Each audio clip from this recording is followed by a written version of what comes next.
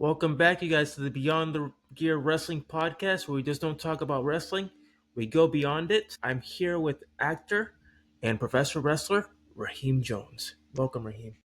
Thanks for having me, man. It's been a long time. I finally made my way here, man. Thanks for having me. I know Raheem and I were experiencing some technical issues with I guess with getting on. We were hearing a lot of robotic sounds when we would speak and trying to get everything coordinated. And I guess it took him to be able to go somewhere else to get this up and running. So We're in I'm glad you're able to make it. we're in what I would say beautiful. It's kind of beautiful today. We're down here in Sunrise. I'm actually at a multimedia recording studio over here. They have a compound out here where they've been working on scores for different films coming up, and also there's a couple of actors running around here too. So everybody's like putting stuff together, and I've actually been here all weekend. I'm on the second little portion of the house right now. They have like a little compound out here, so they're running around here somewhere, and I definitely did not want to miss this. I've been waiting all week for this, man. So that was the perfect time and the perfect spot while all the energy's flowing and everything, and everybody's Right. happy and everybody's like in creative mode right now. So I'm just so happy to be here, and thanks again. All right, man. Same here. Like we're just reeling off a great River City Wrestling Con. Wow, yeah, that was Yeah, amazing, wasn't it? how'd it go for you? Yeah, it went really well over there for me. Man, first of all, I wanted to say, if we're going to start off, thanks to all the good people, all the good fans. We were there all weekend from Friday night to Sunday night. We shut it down. There was thousands of people, man. So many happy fans. We saw them from young and old. People that had their favorites who they came down. Mr. Flair was there. Sergeant Slaughter, Jim Duggan. All the great legends were there. So much indie talent, the new stars coming up. I was surprised to see what kind of fans and fanfare that they had stirring up. The matches were off the chain all night. John Davis, oh my gosh, the list goes on. I mean, you were there, you got a chance to see some of it too. So, we're glad that you came through with us as well.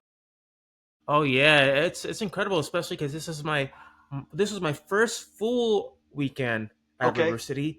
I went last year for Sunday only, and being able to be a part of it the full weekend, I really got to experience the full energy behind it. And man, there's no energy unlike any other being there. This time it seemed like it was even bigger. And I can't wait to find out what kind of surprises that the good people at River City Wrestling Con can drum up because, man, they took us for a trip this time. So we'll see what's around Oh the corner. yeah, I mean, I would like to thank Nick for putting such a great event. He is incredible for taking the time to work with the staff, the talent, the promoters, everybody there, and for my buddy Duke from Duke Loves Wrestling. He's always giving me opportunities and telling me about all these different events, and obviously sharing this information and getting to meet you and the DCCW crew.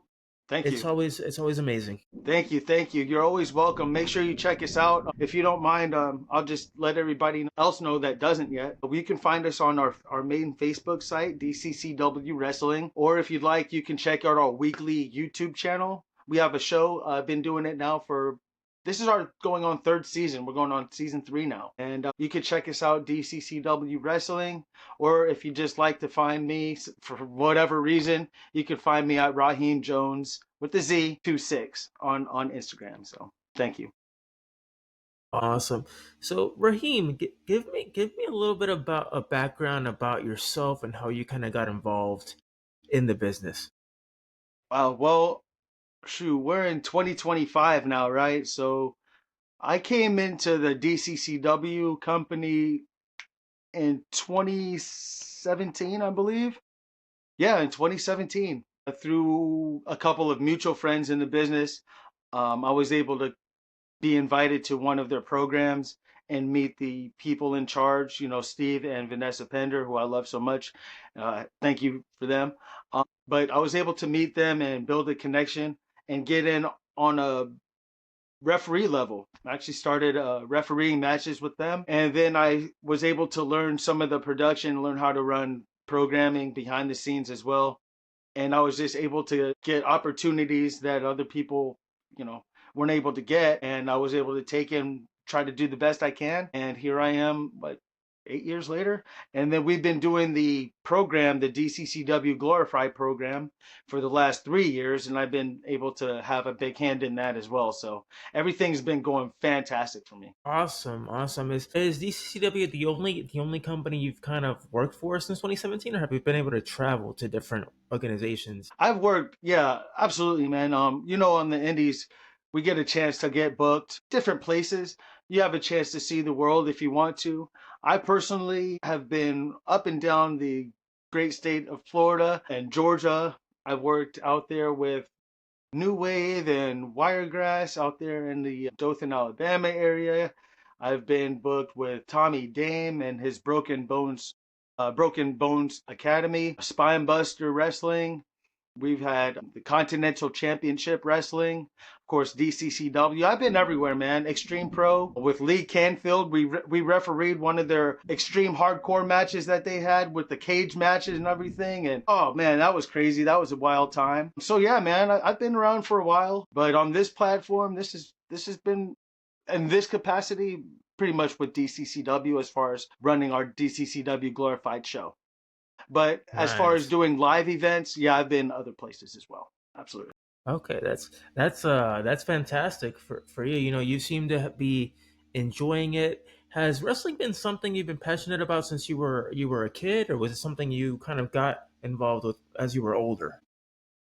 I think just like a lot of us, I got hooked really, really, really young, man. I don't want to show any age right now, but some of my favorite wrestlers are your favorite wrestlers' favorite wrestlers. Let's put it that way. So I've seen all the old school guys. I grew up with and seeing them, and gosh, I used to want to be like them when I was young, and then through genetics or lack thereof, I found myself on the other side, which I'm happy with. I'm in no better spot than what I wish I was. But I grew up wanting to be like them and wanting to travel the world and beat people up. And shoot, when I got into my case, I guess through some sort of divine intervention and just the way life went, I actually was able to meet some professional wrestlers, and my life has never been the same since. So that's pretty much how that happened. Oh, that's awesome, and I'm sure going to like events like River City, you've Oh, I was going to say, I've always been around a business somehow ever since I started, because I find that just the relationships and the great guys and girls that are in the business, it almost turned for a few years, excuse me, for a few years that the only people I was talking to was just wrestlers. My only friends were people that were in the business. I didn't have any friends outside of the business at that point. And so and that was when we were living life on the road and getting booked. Shoot, every weekend to be somewhere, twice on Sunday. It was really cool, man. And those car rides and being able to chaperone. Sometimes I have to chaperone. Sometimes, But yeah, man, those were the good days, man, and they still exist. So I'm glad to be a part of it. I mean, I'm sure with the traveling aspect and the chaperoning part, you've had to kind of learn how to be, firm, especially with probably some of your friends that like to party a lot. You're like, you gotta hold back up a little bit, back up Oh a little bit. man, We gotta take it easy. as long as we don't miss the breakfast in the morning, I'm fine. Because listen, I get one wake up call and that's it. Otherwise, you can't blame me, buddy. Yeah, because I'm always hearing stories, especially with Devon, how he used to travel with Maven and that he would get Maven would get into trouble and Devon would be the one to be like, you got to keep yourself in track, otherwise Yes, they're sir. gonna take you right out. Oh, man, especially oh man, those guys are great, aren't they? Brother Defon, he's been doing great work down there at the new camp that they've had. I know you've been aware of that. I know you're in the know, right? You have your hands Yeah. in everything. I know. We see you out there. Don't think we don't see you, buddy. Yeah, man. Believe it or not, I started really getting involved just this last year. I mean, when I met Nick and Right. and Duke, they were like, we want you to be a part of the River City, and so I've been a part of it ever since. And I feel like I've built this community of not just friends, but eventually just a family. We're a wide, small bunch. There's a lot of us, but there's, you know what I mean? Wrestlers are everywhere. but it's such a tight community that, you know what I mean? They're not, but it's always a pleasure when you see people out on the road, and whenever you're able to reconnect, even if you haven't seen somebody maybe like a year or two, and you find that you're in the same town, same city one night, and you pick up right where you left off. It's been like that my entire career, and we're still at the beginning, so I Yeah, love it, man. man. The relationships are great in this business. Yeah. Do you ever find yourself struggling, like you feel like you're burnt out, or due to the fact that you're traveling so much and you're going through town to town and you're just taking in a lot of knowledge, things like that. Well, if you go to a good wrestling training camp and you have good people around you that are able to guide you and lead you at the beginning of your career, good mentors, they're supposed to teach you about those kind of things, because it is called the wrestling business. So we don't just wrestle. We have to do the B word, and having good time management, and because everybody's going to be excited at the beginning.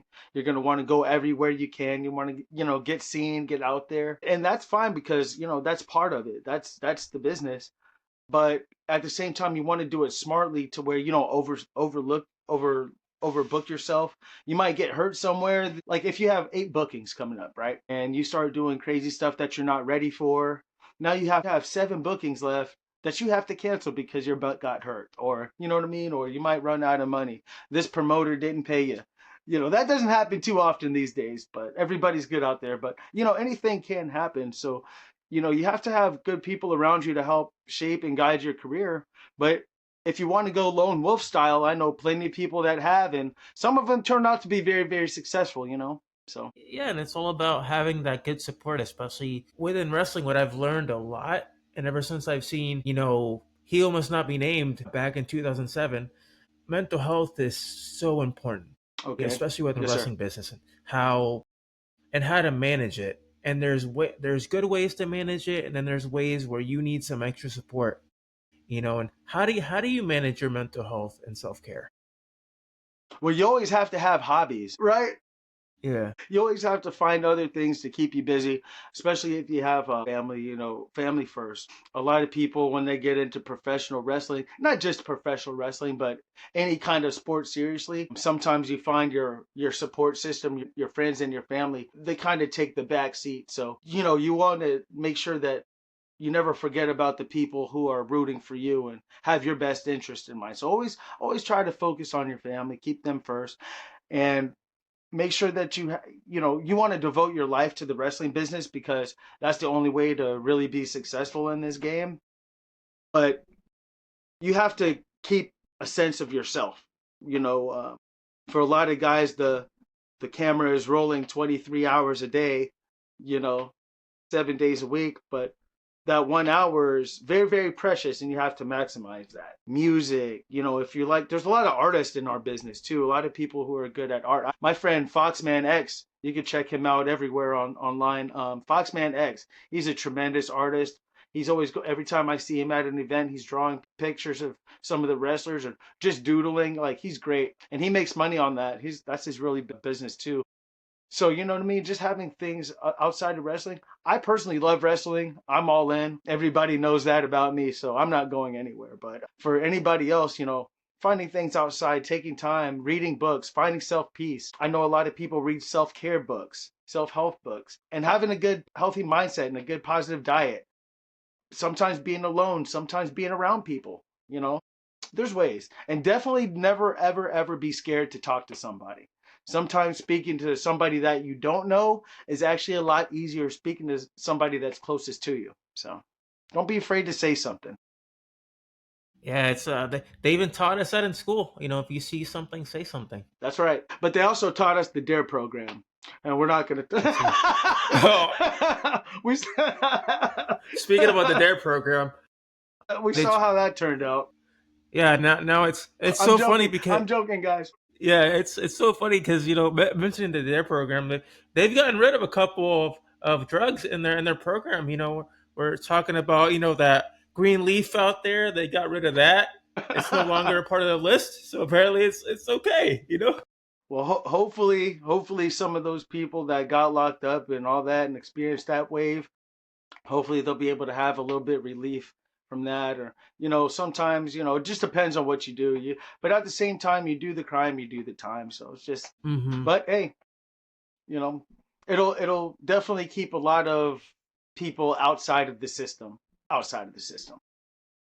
And you've dabbled into acting as well, right? Like I just finished Aha. watching your film, and I thought it was pretty cool how they Hey. they kind of portrayed you as somebody that had a mental health issue, and was like it turned out to be deranged. And I'm sitting here like, what the heck's up with with your character? And then I'm seeing like this guy dressed up in like a rabbit uh Yeah. costume or something. I'm sitting here like, what does that have to do with what's going on with the whole plot, you know? That was the character RAM, because he's clearly out of his rabbit ass mind. Yeah, man, Was that that was was some. that your idea? No, no, no. Shoot. The film is called "Don't Cry, Inez Monroe," and it was written and directed by Sozo Jackson, who is a legendary producer and director. And I got the call through the grapevine. Somebody actually nominated for me, put my name in the ring for that. Go pun. That was a pun, right? And I actually started off as just a small part. And if you saw the beginning when I was wearing, like, I believe I had we were at the group therapy scene, which was a Yeah. crazy, crazy opening, right? Yeah. That was actually supposed to be my only section. I was supposed to be it for me. And apparently they liked what I did. I don't know. They saw how much energy, or what kind of ideas, you know what I mean, I brought. And next thing you know, I want to say about 6 weeks later, I get a email and they're trying to book me again and see if I was interested in continuing the character and seeing what I had more to bring to it, man. So I literally went in there to do like one small part, and I turned out to be in the whole thing. Thank God. I'm glad you liked it, man. We worked on it for 3.5 years, and then we finally were able to put it out. And I'm so like I'm so glad you got a chance to take a look at it. If you don't mind, what were some of the parts that you liked, or some of the things that might have hit you? Because we were trying to strike a nerve here with the people, and so what were some of the things that stuck out with you, if you don't mind? I was like really intrigued, but I could definitely tell that a lot of it was I felt like it was based on a true story, because a lot of our families, especially nowadays, they deal with a lot of the separation of trying to see their kids, and I could definitely tell how mentally it could really affect you, Yes, sir. as a person, especially seeing you act as a person that had a child, and you're like, I just want to see my son, but yet you see all this other stuff in the background going on, and it kind of builds from you being okay to the point where you're like, it's like, I can't take this anymore, and then you like go off the rails, and you just want to see your son, and yet they're just, and then I feel like they're going inside your mind, Mm. and they see what's going on inside your mind, and all the scenes that are going on, it's kind of a reflection of what's going on in your mind. So there's so many different avenues and so many different like layers. Like one of the like mantras, or one of the slogans that the director Sozo kept reminding us, and he kept saying through the whole time, he kept saying, "I'm building a picture here. There's going to be layers." He's like, "I have a canvas, Yeah. right?" And he's like, "You put the first coat on, and then you have to let it dry.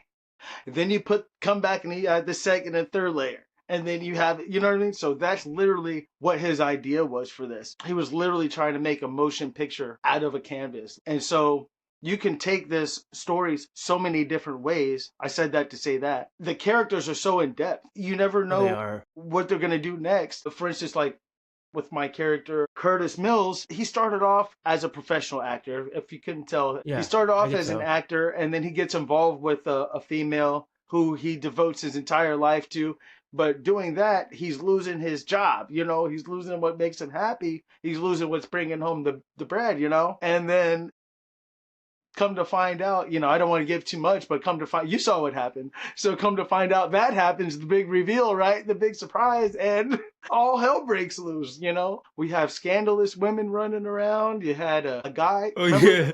the guy who's like, his name is Money Making Marcus. He was like, shoot, I'm on the way to go pick up somebody's wife right now. We are like, oh my gosh, Oh bro. yeah. Oh, yeah. Oh, It's hard to see it, even though it's written so good, because no doubt about it, at some point you're going to recognize yourself or somebody so close to you in one of these characters. The entire cast is somebody that you know for sure. yeah, and I love how it just focused on one thing versus it going like all over the place. You know. We had a focus. We did have a vision, but it was so much fun to shoot. And I'll tell you what, sir. Gosh, I wish there was like a behind the scenes reel or a blooper reel, because the project that you saw right now, man, there's so much stuff maybe like that were left on the cutting room floor, man. But you know what? I wanted to say there's going to be another version coming out, like a theatrical cut coming, and that's being worked on right now, actually, and that'll be available on. Gosh, we're going on Apple, Tubi, and YouTube. We're gonna hit all three of those, and I'll probably do some other things too, because I post everything on my social. I have Red Note, I have Instagram, and I have my YouTube. So things just grow, and with support and help from guys like you too. Yeah, man. I'm always that's what I'm here for. Like I mentioned a couple days ago. Thanks. I don't just do this podcast just for the fame, recognition, the money. I love to put people over. As they say in the wrestling business, I wanna try to put anybody over, make them look good, so that when they're out there, they can see, hey, this isn't just a podcaster, but he genuinely cares about his guests, Thank and you, he man. wants his guests to succeed. So, that's what I'm all about. I wanted to ask you too. I was thinking about you earlier before we got together. Maybe someday you might have like an idea to write a book or anything. Or I've seen your social is pretty heavy and your YouTube is heavy with your motivational speaking, and your sports enthusiast. And also, what do you think about putting something together? Yeah, I mean, I've been reached out about doing a book. Someone one day said you should do a biopic, where they can just share your story in a movie. Hey, I'll audition for an extra. Yeah, like it's incredible the fact that I'm just honestly just a person that wants to share their story, and I've been through a lot, and I still have a lot more to go. Yeah, man. But the book's never out of the cards. I'm still dabbling with it. Just got to figure out when do I want to do it, when I want to launch it, because I do have somebody that wants to help me write it. So See? Yeah, man, authorship, and then everything is in black and white, man. It's set in stone. Like, let's go. You know what I mean? Like, that's the ultimate stamp of approval. Once you write a book, there's no turning back. It's kind of like when people say, you put something out online or it's going to be out there forever. But no, once you publish a book and become an author, like that's, you know what I mean? That's the ultimate for me. Like, yeah, that's so the ultimate I sign think you of should you've try it, done it. man. Yeah, that's the ultimate sign of you've done it. It's there. People are gonna read it, and you're gonna really get eyes looking at you. Yeah, I'll buy a copy, man. I got you. I'll support you, bro. Yeah, I'll sign it. I'll sign it. Yeah, man. Don't forget about us little people, bro. Yeah, I always tell people the same thing. Don't forget about me. But yeah, but at the end of the day, we're all human, and we're trying to succeed all together. Is the way I see it. You and I, it's almost like a partnership. You know, Absolutely. I'm doing the podcast, and of course, you're my guest, and we're both each other promoting and collaborating. And by doing it together, we're both benefiting from it, and that's what I want to do. I want to be able to for us to mutually benefit versus one person benefiting off the other. Thank you, man. We got to have those, and that's how the business keeps growing. That's how fans keep coming in. That's how people get more involved. The more the better. And just I love the fans right now. I love the support that we've been getting, because the independent wrestling scene is, for the last 5 years, 10 years almost, has really really been super hot. And we've been catching all kinds of new waves, and people are just super interested right now. And I'm glad to be here, helping out any way I can. I'm glad for all the opportunities that have been given to me as well. Who who do you have your eye on as far as uh people in the wrestling business that you think wow, they're gonna make it like very far, like very far. All right, let's talk. First person that comes into mind, we have Jordan Vital. Okay, he's with the DCCW Building Blocks Academy. He's been around for, I guess, at this point maybe 10 months now. So I've actually seen him when he first started coming around. I was able to see him in the ring. He got trained really well with Steve Pender, and so he's got a bright future. Look out for Jordan Vital. Look out for Derek Root. Look out for Derek Root. He's been trained by Carson Case, and he has a very good line of promise to come from, branches that help him out. So look out for Derek Root. Third year into the game right now, I would have to say his name is Wildman Chris Kane, Ralph Chris Kane, excuse me. He's our tag team champion, DCCW, with Foxman. But he's got a really good solo career too, and he's still right at the beginning of getting his foothold in the business right now. So I think once he gets that 5 year, 10 year mark, I'm actually excited to see what kind of cement he's going to leave his footprints into. Yeah, that's I mean, those names sound incredible, and I have to look them all up to Please, check them out, check their what they do, and potentially reach out to them if they're interested. Get them out there. if you don't mind, I would like to invite you and everybody else, man, because on August the 16th, DCCW is presenting Heat Wave, DCCW Heat Wave, and we're going to be in Silver Springs, baby. We're coming to Ocala area. We're going to be at the Community Shores Youth Center down by the river, man. It's going to be awesome. All your favorite superstars are going to be there. Jake Logan is going to be defending the belt. We have Jules Bradley coming through. Salazar the Executioner. La Brava. T Gaines, man. Everybody's coming through, man. It's going to be a great time, and it's going to be sponsored by the Wasted Waitress, and they're going to be serving up cocktails all night, man. It's going to be an amazing time. It's going to be our first time coming down there, too. So we're going to get the community involved. We're trying to get there about a week early to get the fans involved. Let everybody know we're going to be out there. It's going to be fun. We're going to might make that our yearly stop, man. It's going to be an amazing blast. DCCW Heat Wave, August the 16th, 2025. Don't miss out. And we'll Man, see you there too, buddy. I love it, man. I gotta make a trip out there. It's on my bucket list. Okay. You got 2 months, man. We will see you. Yeah, man. I'm hoping that'll be the plan. Try to get some of my friends involved too, and we'll make a trip up there and Thank check you. it out. Thank you. DCCW fans, thank you for everything. Thank you for all the support. Professional wrestling fans in general, thank you for everything. And also all the people involved with River City Wrestling Con, thank you. Thank you to Steve and Vanessa. And thank you to Sozo Jackson. Check us out on YouTube right now. You can just type in DCIM Hangman's Letter on YouTube, and you'll be able to check out the film. Let me know how you like it. And if you do, I'll do another one. Hey, man. I appreciate you coming on today, and it's been fun Thank you, man. I'll see you down the road. for sure, brother. Appreciate it.